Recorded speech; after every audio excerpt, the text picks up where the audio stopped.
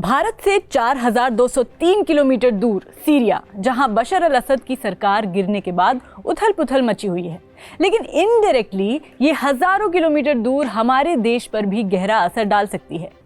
Basically Syria के राष्ट्रपति बशर अल असद के डाउनफॉल से भारत पर होने वाले पॉसिबल इफेक्ट्स की बात करेंगे इस वीडियो में। मेरा नाम है हरीम और आप देख रहे हैं स्विच। शुरू करते हैं भारत और सीरिया के रिश्तों का बैकग्राउंड समझकर। भारत और सीरिया का रिश्ता नया नहीं है। हिस्टोरिकल, कल्चरल और सिविलाइजेशनल टाइज ने दोनों देशों को करीब रखा है। आज़ादी के बाद से ही दोनों देशों ने हाई लेवल बायलैटरल टॉक्स जारी रखी हैं। भारत ने हमेशा सीरिया की सॉवरेनिटी और इंटेग्रिटी का समर्थन किया है और जब सीरिया में 2011 से गृह युद्ध छिड़ा तब भी भारत ने एक सुलह सफाई वाले यानी कंसिलिएटरी पॉलिटिकल सॉल्यूशन का पक्ष लिया। आपको जानकर हैरानी होगी कि भारत ने सीरिया के विकास में भी इम्पोर्टेंट रोल निभाया है। इसका एक एग्जाम्पल है $240 मिलियन की क्रेडिट लाइन, जिससे सीरिया के तिश्रीन थर्मल पावर प्लांट प्रोजेक्ट को मदद मिली। इसके अलावा आईटी और फर्टिलाइजर्स एंड ऑयल सेक्टर्स में भी भारत के इन्वेस्टमेंट्स ने सीरिया की इकोनॉमी को ताकत दी है। तो अब सवाल उठता है कि बशर अल असद के डाउनफॉल का मतलब क्या हो सकता है।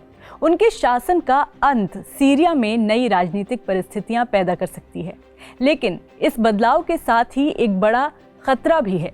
अगर असद के बाद सत्ता इस्लामिक कट्टरपंथी ग्रुप्स के हाथ में जाती है, जैसे कि हाई पॉसिबिलिटीज लग ही रही हैं, क्योंकि वहाँ हयात तहरीर अल शाम ने पकड़ मजबूत कर ली है, तो एक्सपर्ट्स का कहना है कि इससे ना सिर्फ सीरिया बल्कि पूरे मिडिल ईस्ट में इनस्टेबिलिटी बढ़ सकती है। और हाँ, ISIS जैसे संगठनों का दोबारा उभरना भी चिंता का कारण बन सकता है। लेकिन खास तौर पर भारत की बात करें तो भारत के लिए चिंता की एक वजह सीरिया में उसके फाइनेंशियल और पॉलिटिकल इंटरेस्ट्स हैं। जैसे कि 2004 में ONGC यानी oil and natural gas corporation और IPR इंटरनेशनल के बीच तेल और गैस की खोज का समझौता हुआ था। इस पर असर पड़ सकता है। इसके अलावा भारत ने चीन के साथ मिलकर एक कैनेडियन फर्म में 37% हिस्सेदारी खरीदी थी। ये कैनेडियन फर्म सीरिया में एक्टिव है। ऐसे में सीरिया में सत्ता परिवर्तन से इन प्रोजेक्ट्स पर असर पड़ सकता है। और जो India middle east Europe trade corridor की योजना है, उसमें भी सीरिया की स्टेबिलिटी का बड़ा रोल है।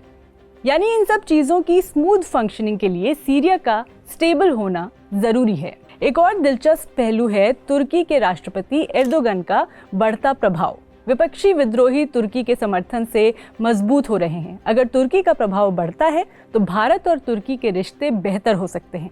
हाल ही में एर्दोगन ने पहली बार संयुक्त राष्ट्र में कश्मीर का जिक्र नहीं किया।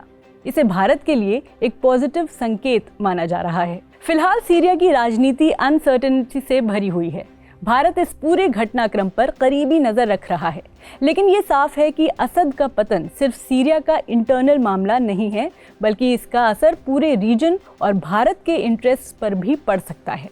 आपको बता दें कि सीरिया में जारी हिंसा के बीच भारत ने हाल ही में 75 इंडियन नेशनल्स को वहां से सुरक्षित निकाला है। ये लोग लेबनान के रास्ते निकाले गए और जल्द ही भारत लौट आएंगे। ये रेस्क्यू ऑपरेशन दमिश्क और बेरूत में भारतीय दूतावासों ने सुरक्षा स्थिति का आकलन करके और भारतीय नागरिकों की मदद की अपील पर किया।